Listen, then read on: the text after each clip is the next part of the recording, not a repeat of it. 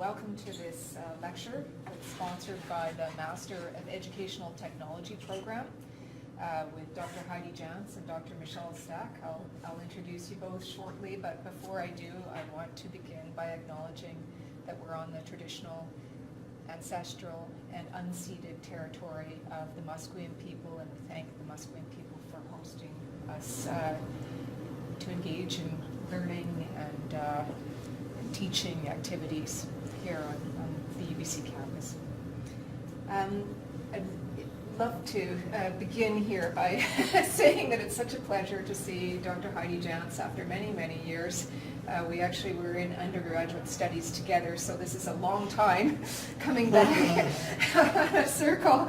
Dr. Janz specializes in the field of disability ethics and is an adjunct professor with the Master of Educational Technology program at UBC. She's currently developing a course with Dr. Michelle Stack for MET on ableism, inclusion, ethics, and educational technology. And I can't quite remember how the title exactly goes, but those are the general topics. Dr. Janz has been affiliated with the John Dossiter Health Ethics Center at the University of Alberta since 2006, I believe. And she was employed as the curriculum coordinator for an emerging certificate program in disability ethics in the Faculty of Rehab Medication of the University of Alberta. She's authored and co-authored a number of publications on topics related to disability and ethics, ableism, that have appeared in journals such as the Lancet, the Canadian Journal of Disability Studies, and the Canadian Medical Association Journal. But beyond all of that, in another life or related life, she's also a really accomplished writer and playwright. In 2004, she self-published Sparrows on Wheels, a novel for young adults. Her list of produced plays includes Crips Against the Law of Gravity, which was produced in 1994 for the Edmonton Fringe Festival. She's also produced or has written Return to Sender, which was produced by Concrete Theatre in 1997 and by Lone Sparrow Productions as well.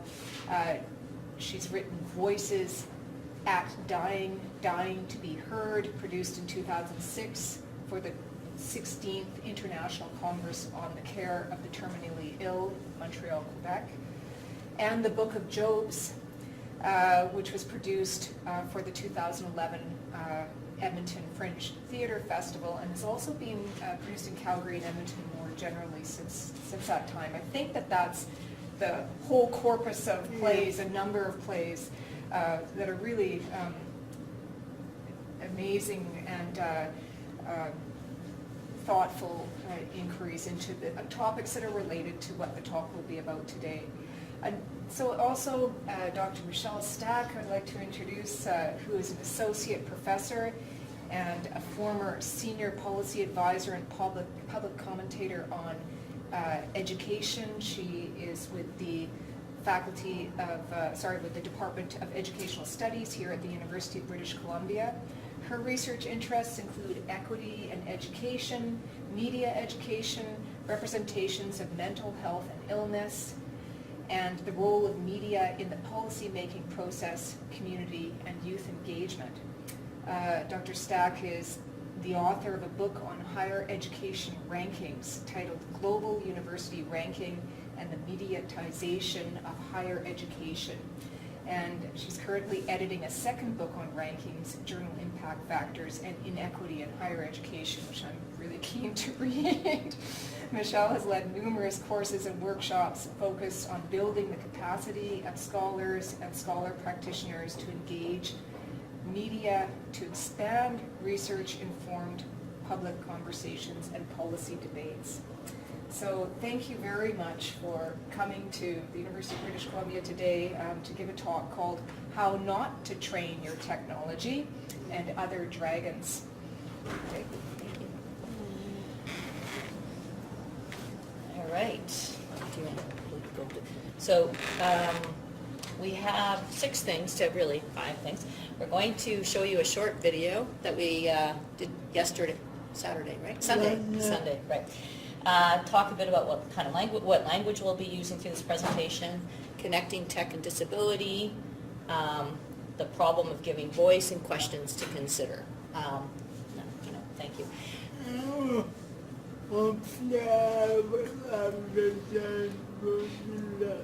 And we'll hope to have lots of time for discussion.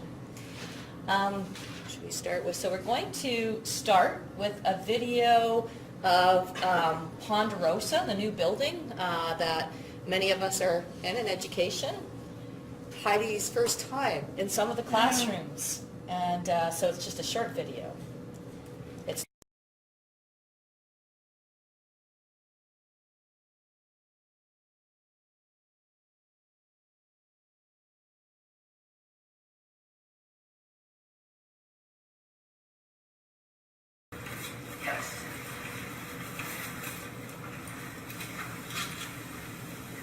that out of the way.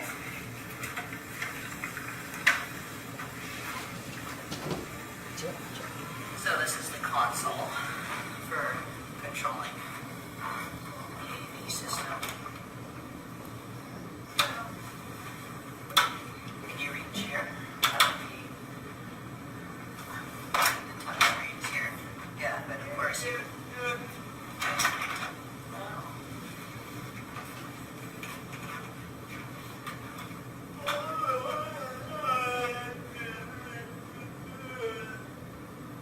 What's that? For lecture? And now you're in the talking here. Very Star Trek. talking here, but you can be very Star Trek.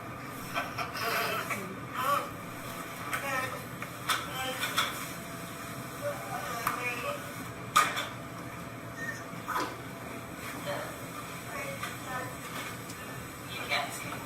Right, and you can't move. I think this thing moves.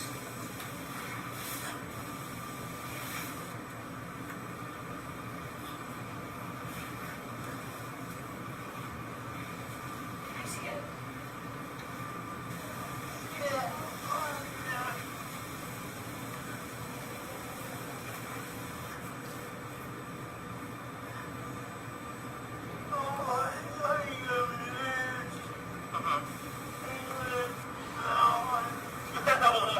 You can see it go away. Now you're stuck. Oh, okay. Back now. There we go. Yeah, no problem.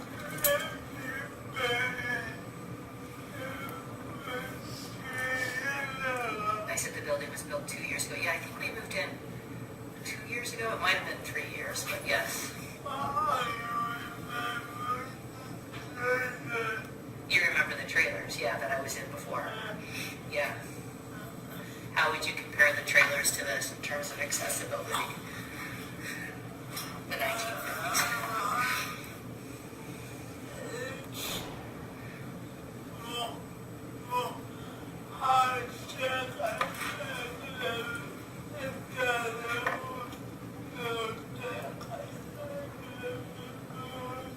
This is high-tech inaccessibility, and the other one was low-tech inaccessibility.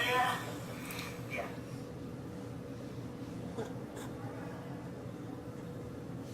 It's just right in here.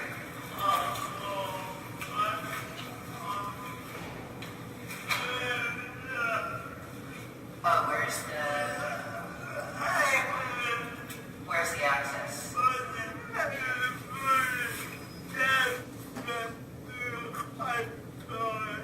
This is pretty tab-centric. I'm sorry, yeah. So, there's this. Where you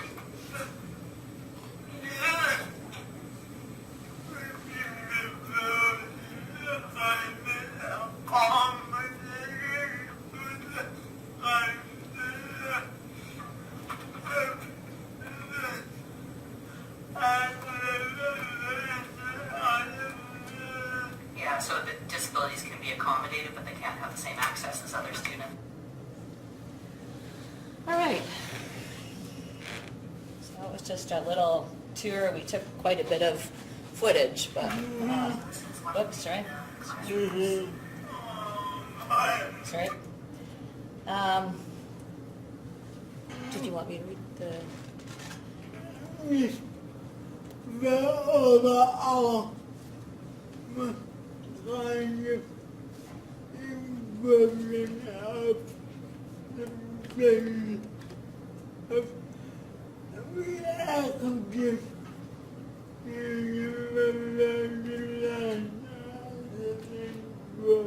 Right, so overall, my sense of the space was it's reactive universal design rather than proactive.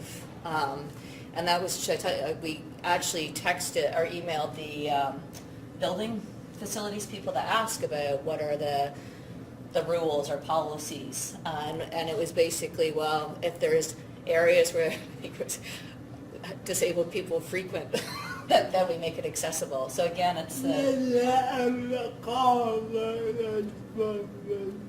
what's that? There's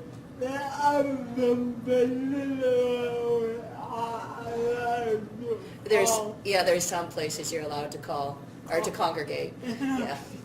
Yeah. So that was something that we were just in looking at the building because it's a new building, so we were really interested in that. And some of the other things we observed were for people with hearing issues at all. The HVAC system was really loud in a lot of places, and screens all over for somebody that gets sensory overload quickly.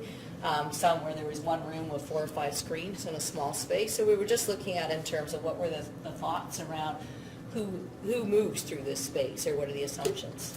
And so that we're going to be talking a lot about ableism, and the definition we're using is ableism is a network of beliefs, processes, and practices that produce a particular kind of self and body, the corporeal standard that is projected as the perfect species typical and therefore essential and fully human. Disability then is cast as a diminished state of being human. And we'll also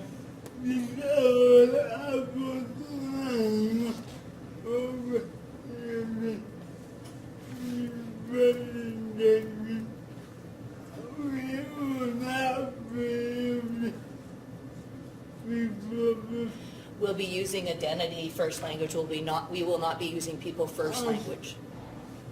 My own reasoning for making difference part of my identity. My own reasoning is that disability is part of my identity. And you take what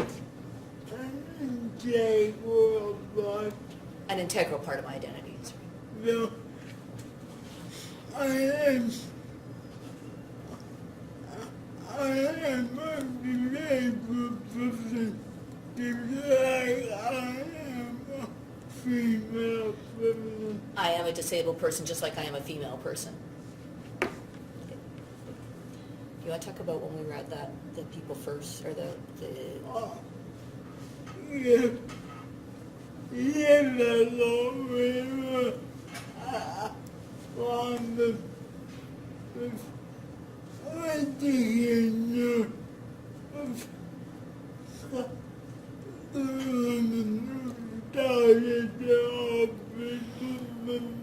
years ago we were at a keynote with the woman that started the people first kind of language or movement of language, Kathleen Snow, wasn't it? Kathy Snow, is it right? I've never had someone on me. I've never had so many spasms at a conference. Mine has been on me in view of the already now I people believe to be trying to make this every more palatable, more normal. It seemed like the whole focus on people first language was about making disabled people more palatable, more normal for the rest of society. And the other thing was, it didn't talk about economic resources, so it was like, it was we're all equal, rather than saying, okay, some people, if we're looking at it in terms of equity, need more resources and deserve those resources, and she was not focusing on that at all. It's like, oh, they should go to their communities, and their community should support them, but it wasn't, there wasn't a rights focus, social justice focus. All right, okay, so in terms of thinking about schooling, we're quoting Herrera in talking about applied to schooling and child development. He looks at how ableist preferences become particularly apparent. So the devaluation of disability, the focus on, for example, with children that are deaf, that they use their voice, not use ASL. And so, again, the kind of the preference and this focus on thinking that what needs to happen is to minimize the disability or the discomfort often that people have around somebody who's disabled. And that gets us to...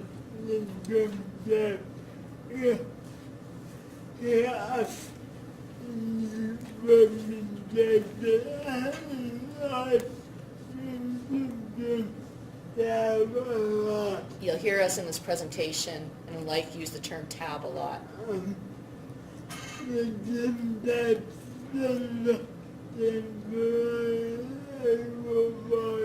the term tab stems from temporarily able-bodied.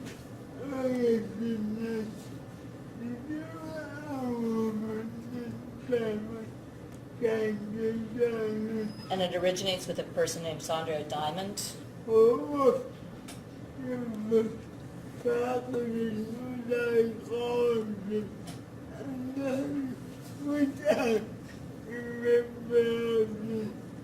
She was the first practicing psychologist with a disability, with a visible physical disability, right? In the 1970s. So the idea was to challenge the notion that there's disabled people and non-disabled people.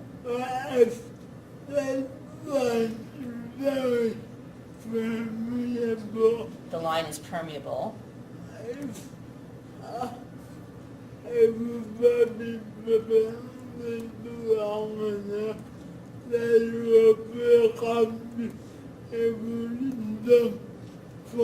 If an able-bodied person lives long enough, they'll become disabled in some form.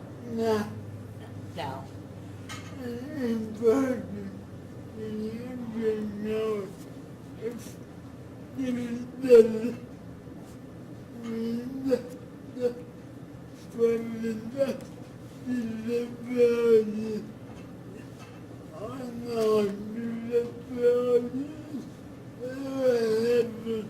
an important thing to note is that this doesn't mean that the presence or absence of disability is irrelevant.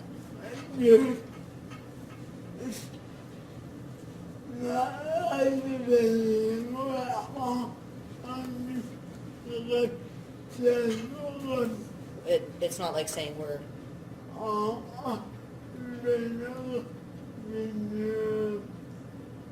that we're on a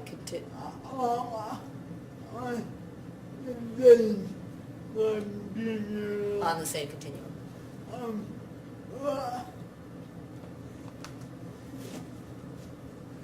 To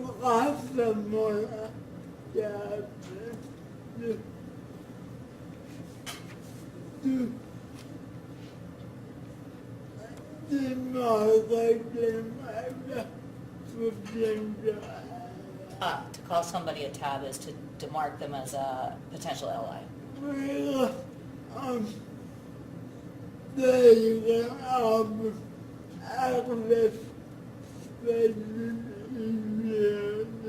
They can often access spaces easier than disabled people.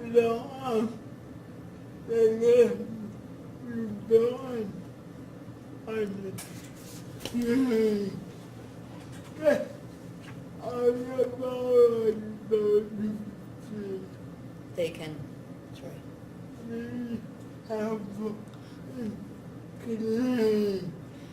They can be helpful in clearing space to speak and making room to, okay, got it, sorry.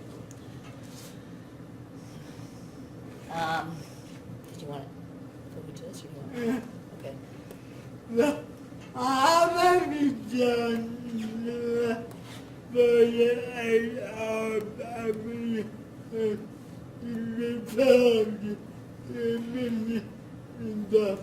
How many times in the last 48 hours have you heard the word, or have you heard insults that are focused on disability? So for example, mad, schizophrenic, crazy, deaf to it, blind to it. I do it. Pardon? I do it myself. You do it yourself, yeah, me too. Yeah. Like crazy, for example. Which I try not to say so much. So blind to it, deaf to it. Andre? Sometimes I hear this notion of like two deaf people conversing. It's used also in a way which is demeaning. Right. In that sense. The blind leading the blind. Yeah. Yeah. Yeah. And we were talking about how often the words change, and then, so the word crippled, right? Heidi was saying she's been all these things through her life. So crippled, and then it was like, oh, this is used as an insult, so we'll change the word to handicap. Then handicap gets used as an insult, so we change the word to disabled. Then disabled get used as an insult, so it's changed to special. But special is then used as special, is used as an insult, right? And so we keep changing the words, but the ableist structures continue.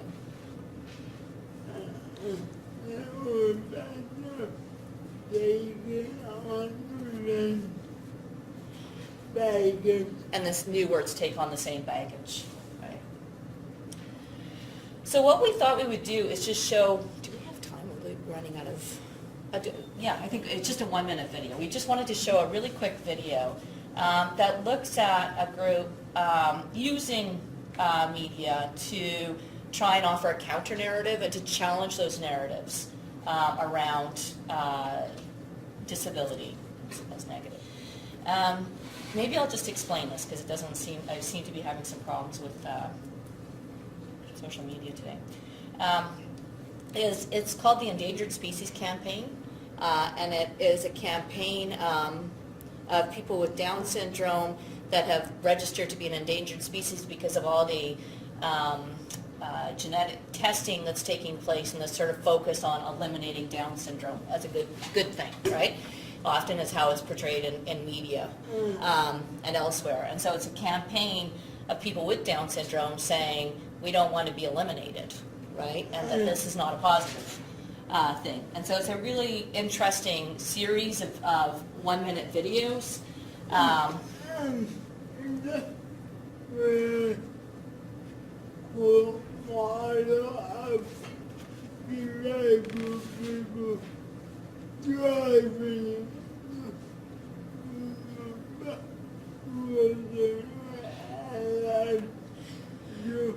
It's a really good example of disabled people driving a campaign but working with allies. But they're the spokespersons. Okay, I'm so sorry. Try this, sometimes it seems to work. Okay. Okay, there we go. All right. So really what we're looking at is who decides what a disability or a disease or an impairment and a defect is and what's in need of fixing. And this is very connected to how we think about technology. And so as technology, often technology is seen as minimizing disability, right? But it can also be enabling, technology can be a number of things, but looking at who's bringing it in and what is the reason for bringing it in. And with that, this is Heidi before I met you. We met when we were 15, so. Yeah. Do you want me to put it on it? What's easiest for you? So I need my best electric typewriter. What you're seeing is my very first electric typewriter.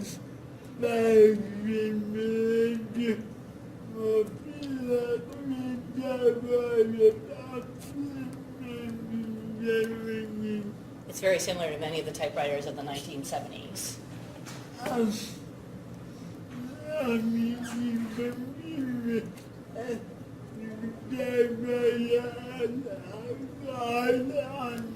The only difference is that the typewriter had a guard on it.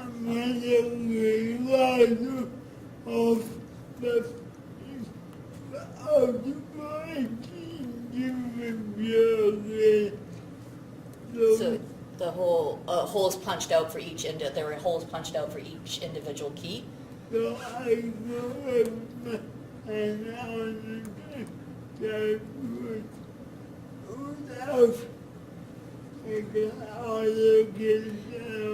So you could rest your hand on it and type without hitting all the keys at once.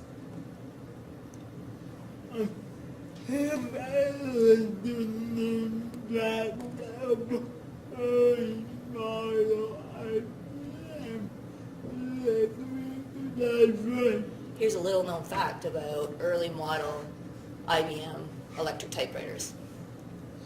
They were actually 55 to be used as processors and gaming.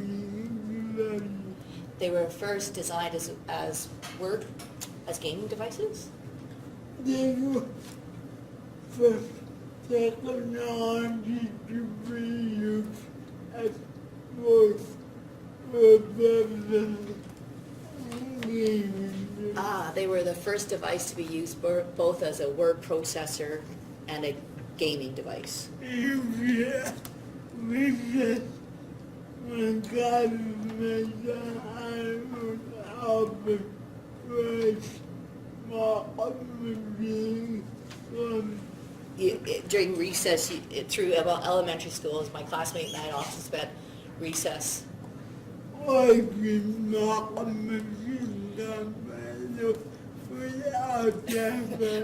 mock machine gun battles with our typewriters.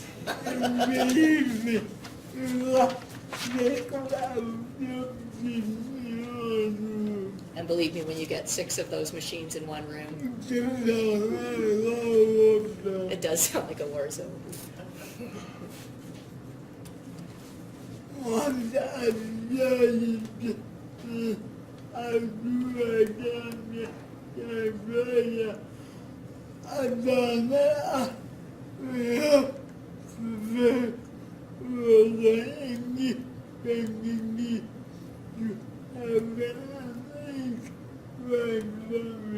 So once I started to learn how to write on the typewriter, I found that I much preferred working independently rather than having an aide writing with me.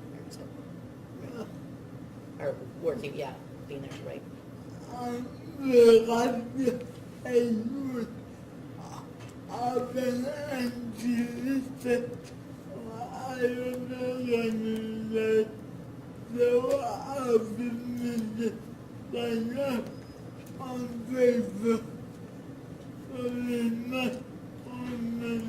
So the aide would often anticipate what I was going to say, and so what you would write on paper wasn't actually what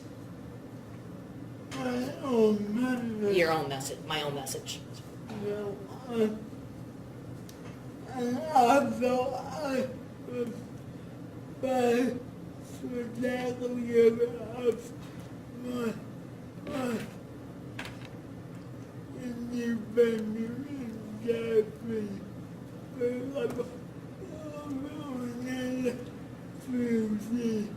I could do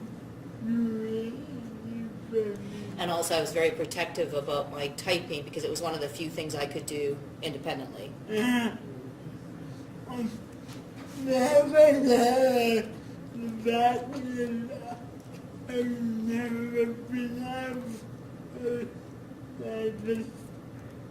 Nevertheless, I've never been a fast typist. have never to have to be able to type 250 My average is in 2.5 to 3 hours to type 250 words. and some people say that even though that's a lot of people that's awful. And still now, people hear that and think there's got to be a way to fix that. That's awful. I've asked to get out of that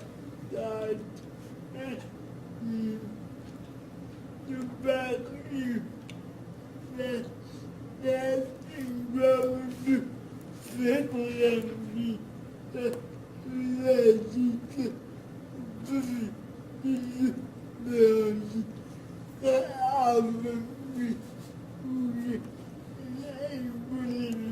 So as altruistic as that thought might be, or impulse, the fact is that the impulse to fix something that's related to a person's disability can often be rooted in ableism.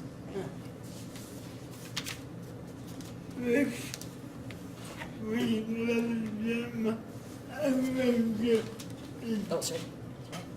On the club. So, why is the monument saying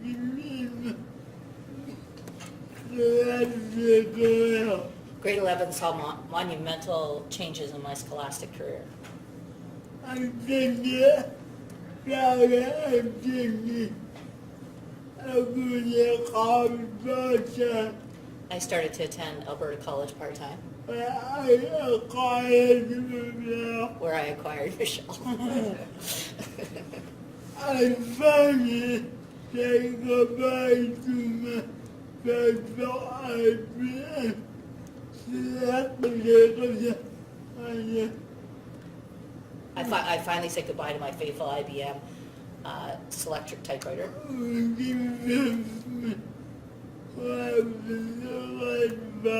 which had served me well since grade 5. And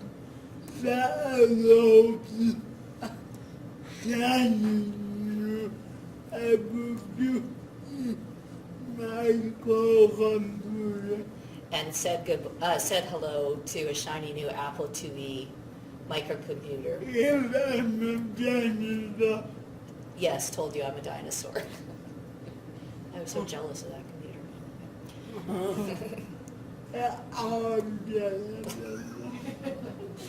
Guess I had to repeat that. I'm always jealous. Yeah, your technology, it's true. And I love the somehow convinced I had the beyond the problem primary improving death. And I was somehow convinced to take a hiatus from typing on the keyboard as my primary means of inputting text. That became And started to use what's called single scanning. You want me to read through it? Okay. In a single switch scanning, an indicator, highlight, cursor, or light moves through all the options one at a time. First in sets and then in subsets, at the speed preset to suit the user. When the required item is highlighted, the user presses the switch and that item is selected. I found that scanning seemed to be a means of inputting that was much less physically taxing, although it seemed to be a slightly slower process than typing on the keyboard. After I'd been scanning for about a year, I met a man named L. Cook, a speech-language pathologist turned rehab engineer who is on contract with Glenrose. I was presented to AI as a challenge in that my switch to scanning hadn't resulted in the hoped for dramatic increase in my typing speed. Fortunately for me, L is good-natured, a good-natured man, used to teenagers rolling their eyes at him, as he had one at home, and able to understand my one-liners the first time around, usually. So when he announced one day that he thought I could try and use Morse code as a means of speeding up my input with a single switch, I rolled my eyes, laughed, and said, "You want me to learn a technology from last century to use my computer?" Al simply grinned and said, "Exactly." To say that I was skeptical about this proposition would be an enormous understatement. However, in the relatively short time I'd known Al, I'd come to recognize he did what he did because he genuinely wanted not necessarily to try and fix people, but to help his clients find better, easier ways of doing things that they wanted to do. And because I respected that, I agreed to try learning to use Morse code with my scanning system for 6 months. Do you want to keep going? Keep going. Oh, you want to go? Okay. 6 long months. Well, yeah, I can do it very much like it concerns me.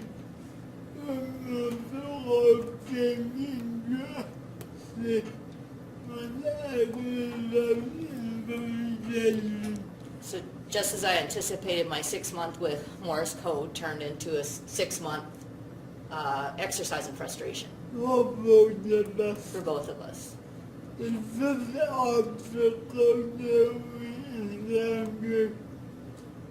first obstacle we encountered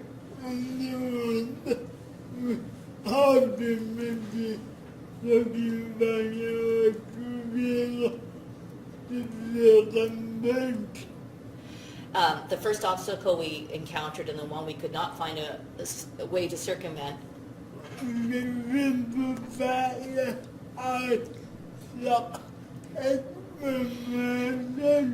is the simple fact that I suck at memorization. Always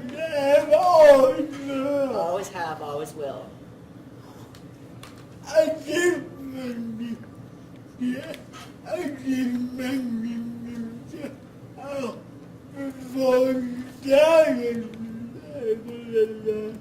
I did mention this to Elle before we started embarking on this whole exercise, right?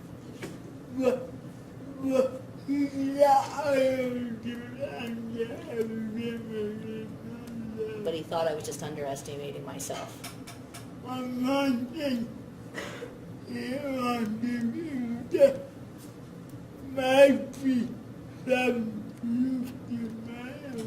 in, he wondered if there might be some truth to my assertion. By the end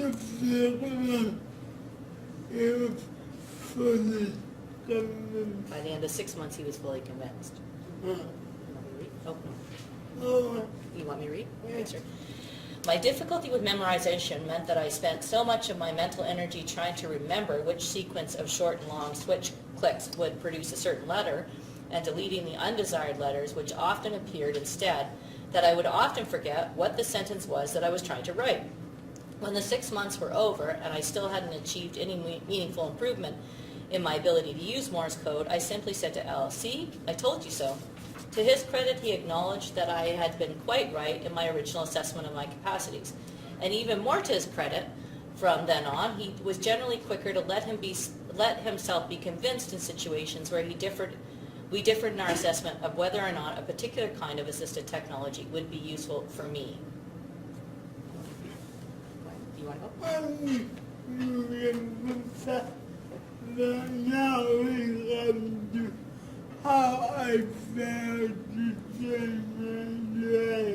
And now we come to how I failed to train my dragon.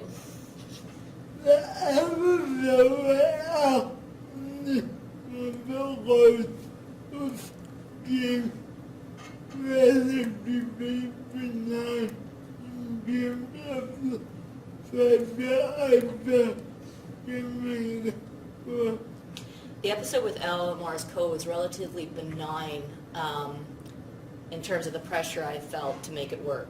And the consequent stress I experienced.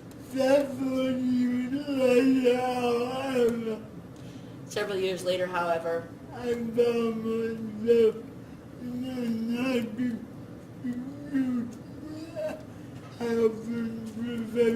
Several years later, I found myself in another dispute with a helping professional.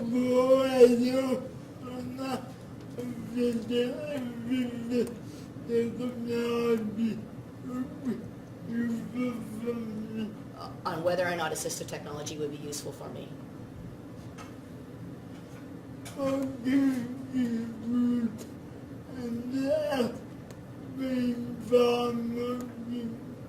But this dispute ended up being far more detrimental to me.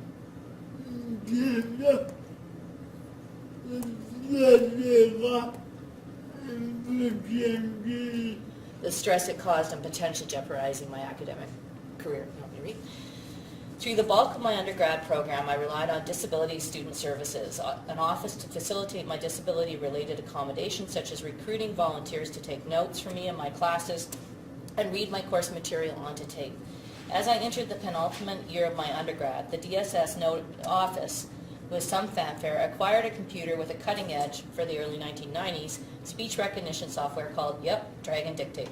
For some reason, which to this day remains unfathomable to me, the director of DSS decided that I would be the ideal student to work with the system and showcase its miraculous potential. I can still remember sitting there in utter disbelief, listening to her big idea and thinking, lady, what you need is a quad or a para. I have CP. What I did say was that because of my dysarthric speech, dysarthric, how do you pronounce it? Dysarthric. Okay. All right, thank you. Dysarthric speech and diminished lung capacity, it actually took more physical effort for me to talk for 1 hour than to type for 5 hours. The response I received was, you can't just assume you can't do it without giving it a try. Please just give it a try. The only explanation that I can offer for what comes next is that my 20-something self was much more daunted by the prospect of challenging authority figures than was my 30, 40, or 50-something self. So I acquiesced and agreed to try training the Dragon. Initially, I started a meeting with a computer science grad student twice a week and to train the Dragon to consistently recognize a core vocabulary of around 20 words. 2 months passed without any real progress. I reported this lack of progress to the director of DSS, indicating that I had now given it enough to try to know that it was not going to work for me. She responded that it seemed to her that my lack of progress was likely due to the fact that I was only training the Dragon twice a week, and that I would surely see more progress if only I would add one more training session a week. When I objected that I simply didn't have time in my Monday to Friday schedule, she proposed having the grad student come to work with me on Saturdays for the next 6 weeks.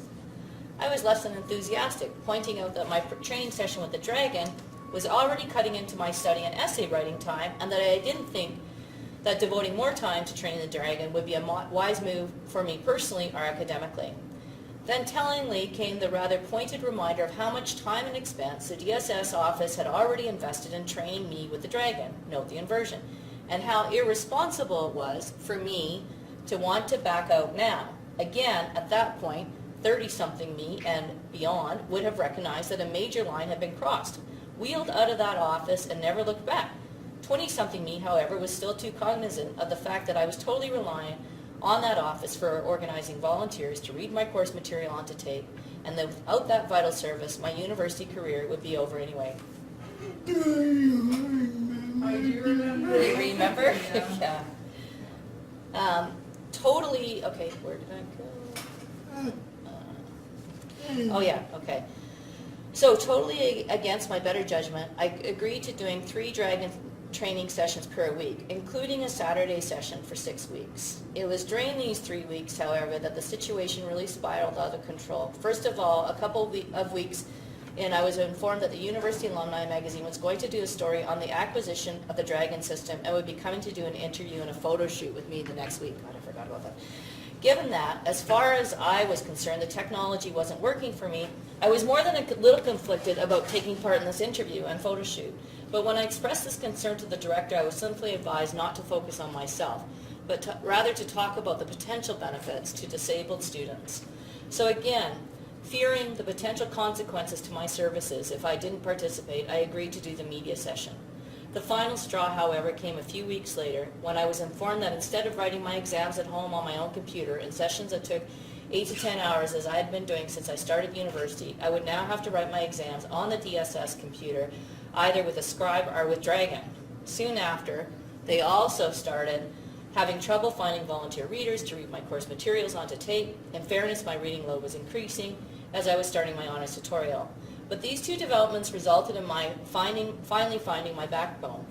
I approached a couple of my main professors and told them what was happening with DSS. They in turn approached department administration, who indicated that the department was willing to take over responsibility for my disability-related accommodations. This sparked a brief interdepartmental war, which ended with my formally severing ties with DSS and thus escaping the realm of the dragon.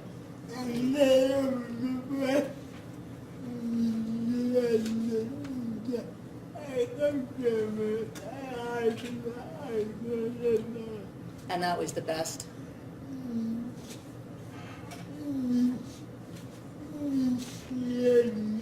Best initiation.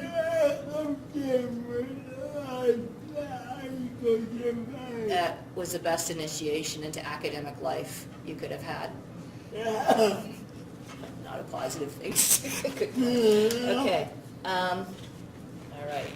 So we were talking about the problem of giving voice, right? And in some ways, the head of DSS thought she was giving voice, in a sense, by giving you Dragon. And we actually were looking at articles for the course we're going to teach, and one was written by a tab, and I forgot to write a quote, talking about how her colleague with cerebral palsy, when she wasn't using her computerized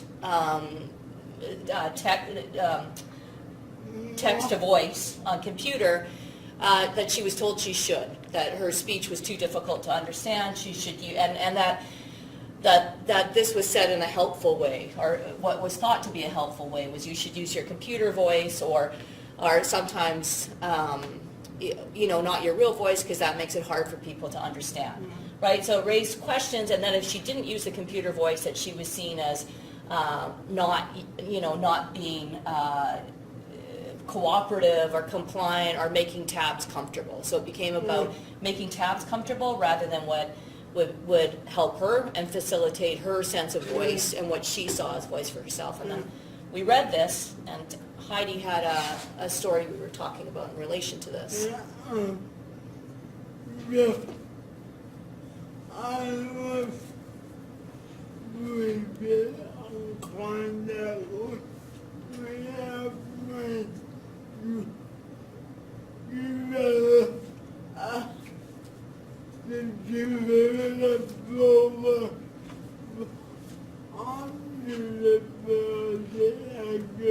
I was briefly on contract with Rehab Med to develop a certificate on disability ethics for the U of A. For the U of A.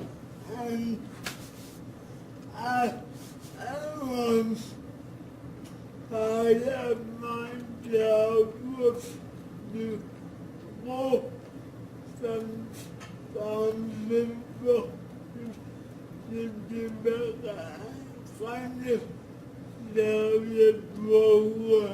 And one of my jobs was to go find sponsorship to sell the program. After one of my meeting,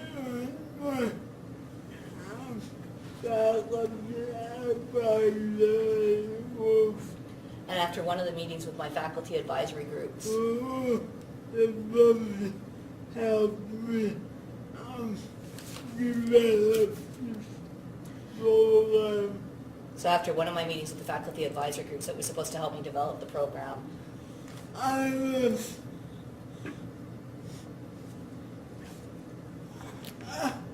my main advisor was advice, and I already reviewed a device to share about me and to make presentation. so after one of these meetings, one of my advisors took me aside and said, I think you should use a device. Both share this meeting and to chair these meetings and when you go out to talk to potential sponsors? Now, I feel happy that you have the regardless. I'm very happy. So sometimes I use the computer for guest lectures and classes, but sometimes I would press the wrong button and sound like an idiot. To me, there are much higher standards. And then in competition without device than without. So it was a higher chance of sounding incompetent with a device than without a device. But I knew you within my life I knew this person meant well and really wanted me to succeed. the more I thought about the more I wondered if someone was particular component of the ability of where the right person. But the more I thought about it, the more I wondered if somebody with my combination of disabilities was the right person.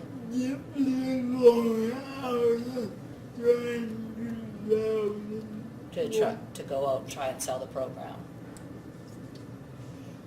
Okay.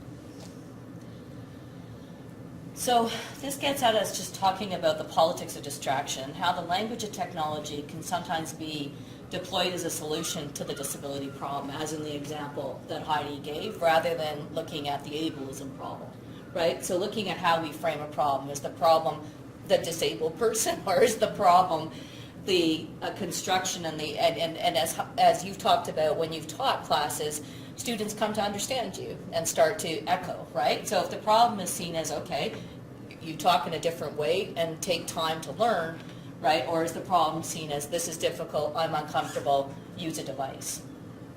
So we talked a lot about just the discourse of technology and how is it sometimes when we talk about the device, like in the friend that was talking with you, is it about the comfort of tabs or is it actually about enabling?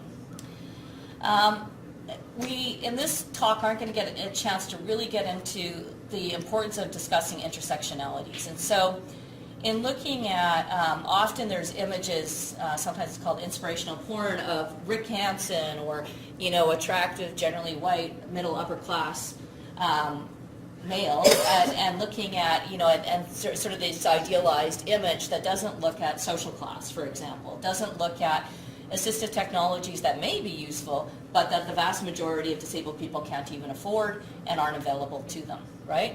The other thing we look at is who decides. So who decides what is useful? Who decides, for example, whether that a cochlear implant is useful? How is that decision made, right? And whose voice is there? So it comes back to when we were looking at the building in Ponderosa, who went around that building and looked at who is this accessible, who's welcomed here. We really want to, in talking about tech disability discourse, is talk also about, she called it the circle of death, that often a lot of technology that's created that often is very useful for people with disability is sometimes created through military, right, in either for military. And the irony is that war is still the largest producer of disability in the world that's still very inhospitable to disabled people. So how disability is experienced, like how technology is experienced, occurs at multiple levels simultaneously. And so this is something that we're really going to focus on in the course, is the importance of realizing That experience varies, but there's there's politics to technology is not neutral, nor is disability, right? And so looking at how we think about those things, we need to think about the politics of them and think about, for example, and I'm going to go on to a quote from Dr. Basebo Opini here, is looking at how people become disabled in the global south, often through mining for resources like for cell phone, for cadmium, that can actually end up creating disability and creating in an environment that's very inhospitable. So this is important to consider when we're thinking about disability and thinking about how disability is framed in different contexts, and looking at who's framing technology as useful to whom, and how is that technology created, and how does that the creation of that technology impact people in different contexts. And so what we want to end with, we're doing all right for time, is what Heidi started with after we watched the video. And Heidi, you mentioned this is reactive universal design, right? And it's a really good line.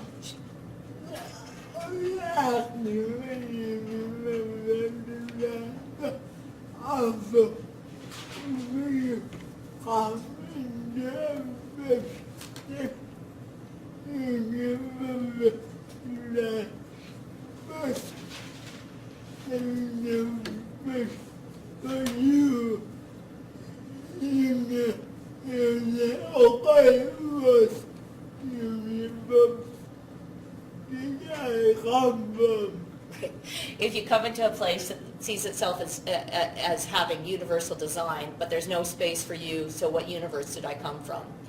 Right? You've got such good lines. Awesome. So one of the questions in thinking how we think as educators are questions around how do we move around the world, right? So if you move around the world walking on your legs, what are the things that you might not notice? I've been in this building been a member of the faculty since 2003, right? And still when Heidi comes to visit, I'm like, oh, where's the ramp? Or when we were going through yesterday, realizing that the one accessible entrance to get into that building is, way further down than from where we were, right? And why is that? Why is it? And when we've asked about this, it's sort of like, well, if there's a disabled person or faculty member, well, then we'll make it accessible. But what does that say in terms of whether somebody's welcome or whether they have to be sort of saying, hey, I want to come here, or why would they? Oh, I'm going to use it for something kind of space that is not going to not be able to do that. Yeah, right. Or what does it say to students that in the space that the instructor occupies would not be accessible to them? And so it's things like it in the building that we looked at. It actually, I think if there had been people that have think about sort of space in different ways and moving through the world in different ways, there's some really simple things that could have been done there, right? Like, in terms of lowering where the switches were, or the chairs, which I have said many times, that are so high they're up here like bar stools. And so what kind of message does that send, right? So that was one thing we were thinking about, is just in looking and inviting people in their own spaces and really being aware of things like sound, which I'm much more aware of now because my hearing is going, right? So when I'm in a room with a really loud HVAC, then and so this is something we consider in terms of where are we going to do this so I can hear you and echo.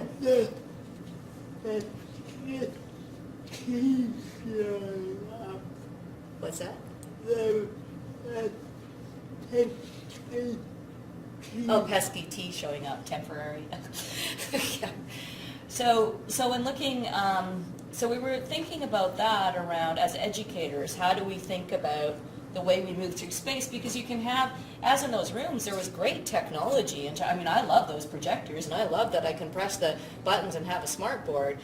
But how is that useful if it's only designed for somebody who's getting around the world walking, right? Walking with their legs. So who's at the table? So this was really, when we went through the building, we kept asking, who was at the table in terms of deciding the height of these chairs? Who was at the table and thinking about the sound system? Who was at the table in terms of thinking about vision, right? Or thinking about people that might have a hard time reading signs, right? So that was one question we invite people to look at. The other is inclusion framed as just about physical space or larger issues of ableism that impact who is seen as a capable student or faculty member? And this is something, Heidi, you were talking about in terms of this notion that technology is more efficient, that can be, end up putting somebody very much in the hospital, right? In terms of that sort of notion of responding to emails immediately, more, expecting expecting so many numbers of articles.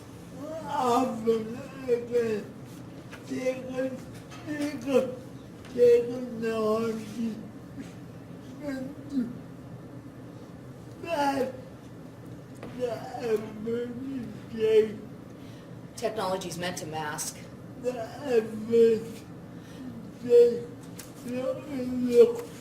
Like everybody on a level playing. Sometimes technology masks the effort it takes, so it looks like everybody's on a level playing field. When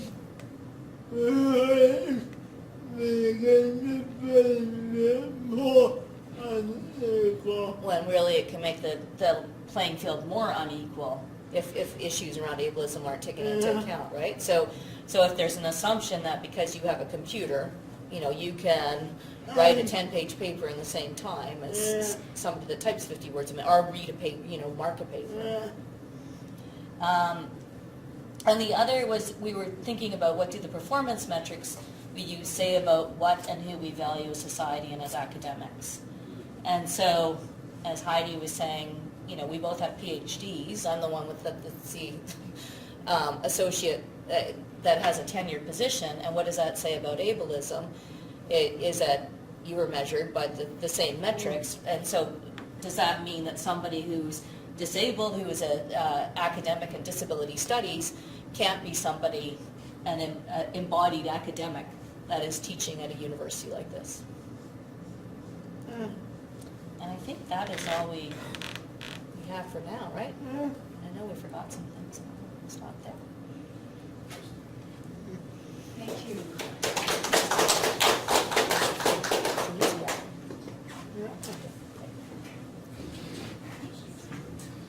It just come to the front. And we have two ways of taking questions. We have the people in the room, and we also have people who are watching. Okay. And they can send questions via a system. So I'll just boot this up so I can take any questions from our online audience and also any questions from the audience here.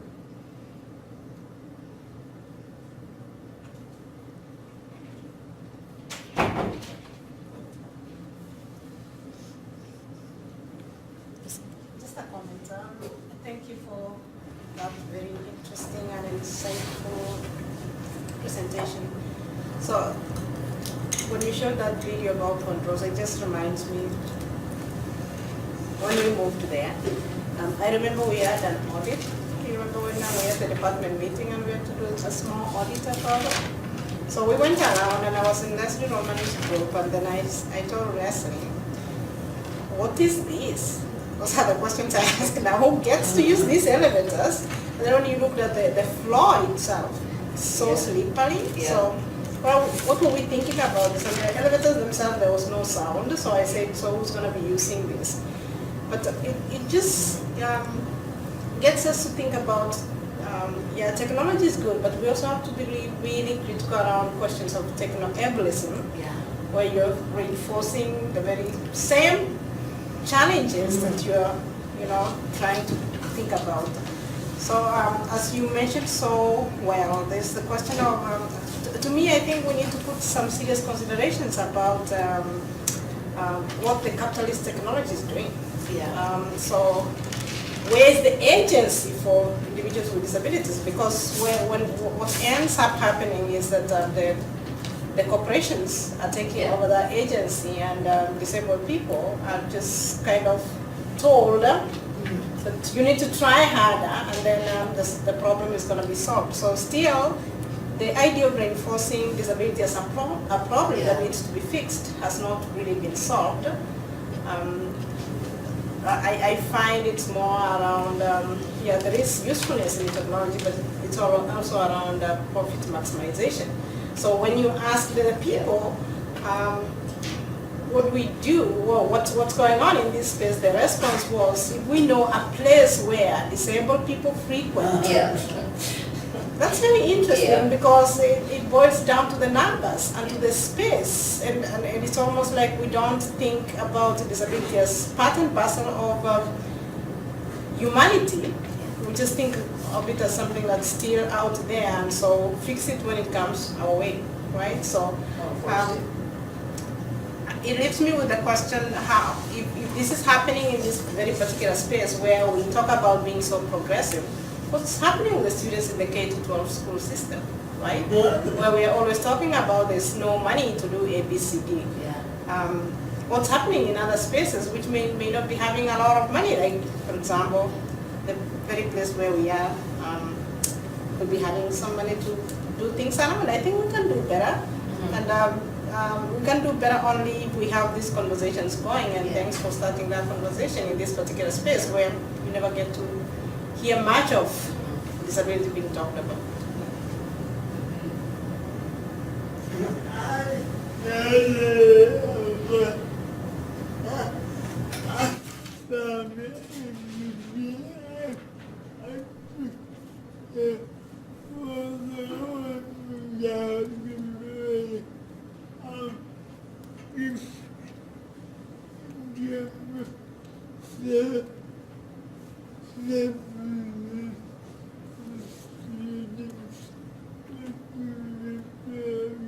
You've been working with?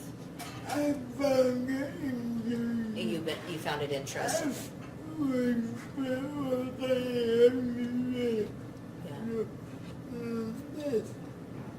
I hope that perhaps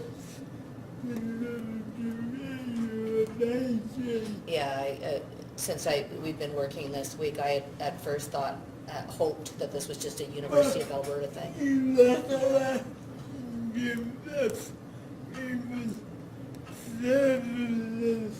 It looks like even in terms of services for students,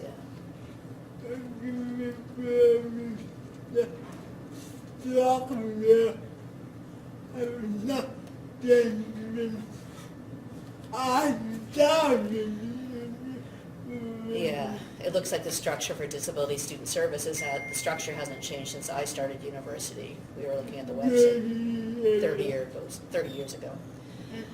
And I think the notion of techno-ableism is really important, and also looking at resource allocation. So when we went to that room where we couldn't get it, where there wasn't a accessibility button for the door, right? So when I've asked about this, it's like, oh, they're expensive. But I go in that room, there's five computer screens, right? That actually for somebody with any kind of sensory overload issues it would be a very hard space to be in.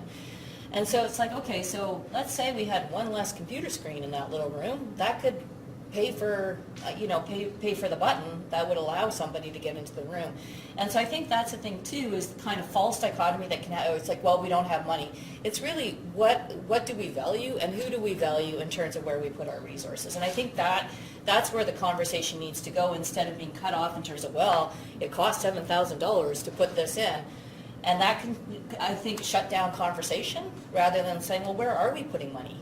Right, and where is that a good use of money, or do we want to think about it in a different way in terms of inclusion? And is it accessible? Is it acceptable to say, well, we'll make spaces where disabled people congregate?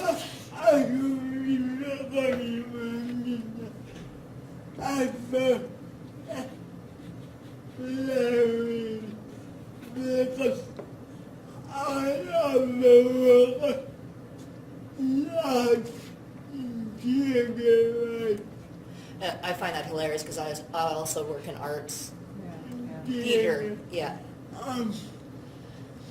Try to find caregivers that have more than 4 visitors for reviewing All right.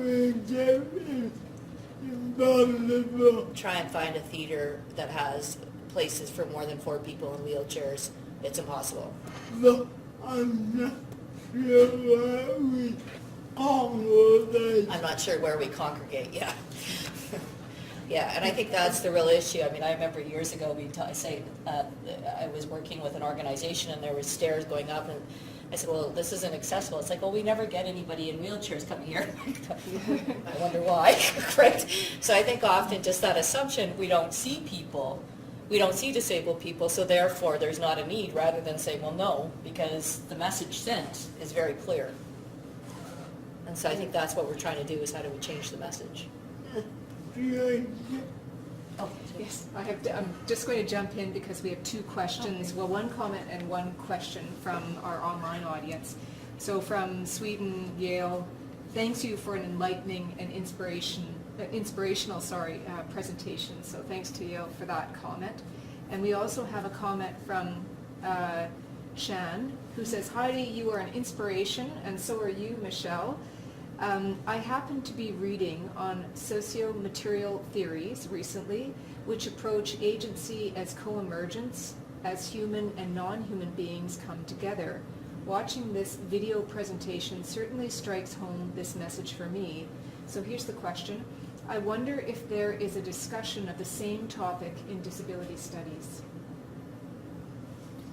Do you want me to repeat that? Yep. Or repeat it? Do you want to So repeat the it? question is essentially if there's a similar topic, discussion of a similar topic in disability studies, and it's around socio-material theories, which approach agency as co-emergence, as human and non-human beings come together.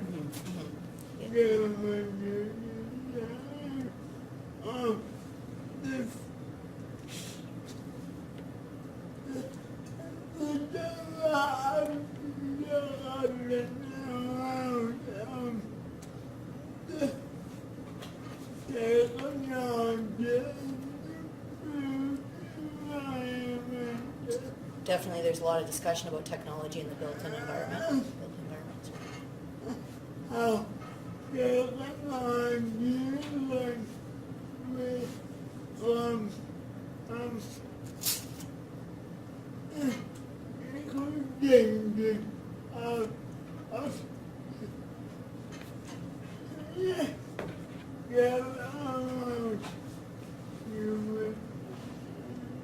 And how technology can become an extension of us.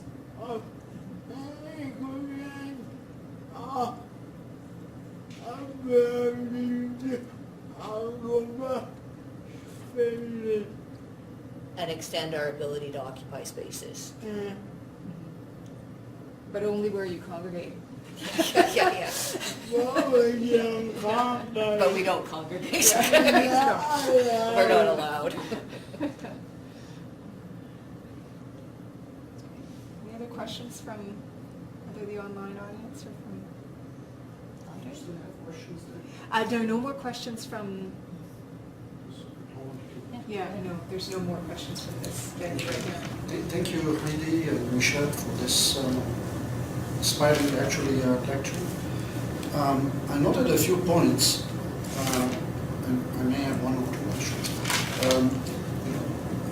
The connection with militarism is absolutely foundational in understanding notions of disability. That is particularly visible, for example, if you check it in the French language, but invalide, which basically is the soldiers who are not valid to act. It's fully soldiers because they are sustained injuries, so they are disvalidated, and actually they cannot be counted as part of the active regiment. This is a language that has then migrated also into civil life. So I think the militaristic issue is very, very important given the centrality of wars and conflicts in human experience. how this kind of experience has also generated types of discourses and also dispositions towards the normal body that then migrated into civilian, if you can say so, spaces. And that connection is of course exacerbated today with the role advanced technologies are playing in military strategy and industry, because they're built on a particular conception of the human body and movement. So that's the first, just a comment. The second one I really liked about, I thought the question about how do you move through the world is absolutely important, because it's the movement of course physically, but it's also relational in terms of different kinds of relationalities. And here I was thinking about the work of Maria Lugones, about basically, it's a feminist perspective about traveling through words, traveling through spaces, which I thought could be a good way to start developing it, which she doesn't do, not at least in the work I've read, in the direction of how do we extend it to encompass questions around disability and movement, because in her articulation it is both a question of physical movements, but also in terms of states of mind, dispositions, etc. And the third point is about the very word disposition, basically, which I think that transcending or transgressing the notion of ableism, it hinges on discussing not so much the assisting part, but the predisposing part. Like what kind of predispositions could there be in the pedagogical process that is not just limited to people who might have some issue of movement, but also to the persons, as you said. But often, and we know this from the literature, even from computer-based learning, often even policymakers assume that the computer per se have the power to transform and change, whereas the issue is around more disposition of people to use it in particular way or not use it. So these are just three broad comments. And my only question actually to start is about this issue that we are seeing universities, schools as very much driven towards more and more technological integration of technological components. So of course there are lots of possibilities there, you've discussed them, but at the same time, what would be the, if we are to leave a space for the kind of discussion we've had today, what kind of implications does this have, say, for teacher education programs in terms of sensitizing and also in promoting a kind of predisposition for teachers and students to understand what this means for them as a way of literacy and understanding the range within which human relations can occur.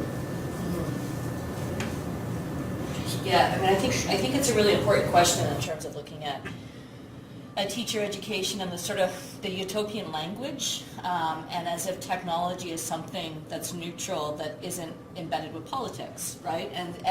And so to look at it in terms of what Baseba was saying as well, around whose interests are served by this, right? And to understand that, also in terms of helping student teachers reflect on their own ableism, and just saying we're all ableist because this isn't an ableist where it's embedded. I mean, it's embedded in, as Heidi talked about, the type of language we use, like blind to it, deaf to it. And it's embedded in institutions. There's assumptions about how people move through the world psychologically, how they move through the world relationally and physically. And so I think that's the central thing, is to get at that in order to actually have informed conversations about technology. Because if we don't start with that, then teacher ed students are very much, it's very easy to fall in the pitfall of, I have this student, they're offering me this technology, and that's going to make life better for the student without even thinking. Along with that, again, if you like the technology listen to human defenses. right? The sort of notion that technology would lessen the need of human dependence. but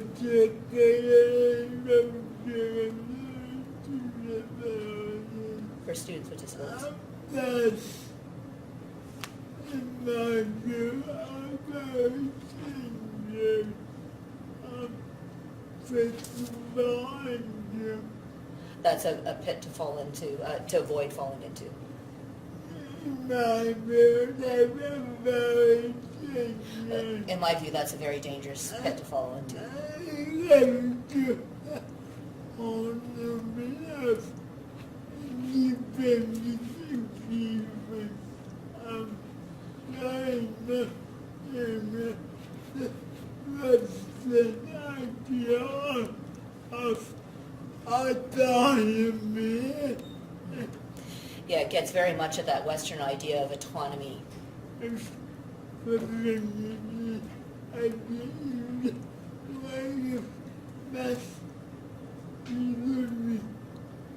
Ever, Which personally I think is the greatest mass delusion ever.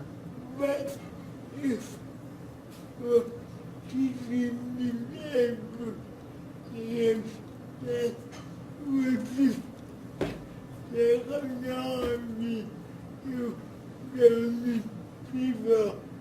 If we're teaching disabled kids, or I guess any kid, that with technology, you don't need people, particularly disabled kids.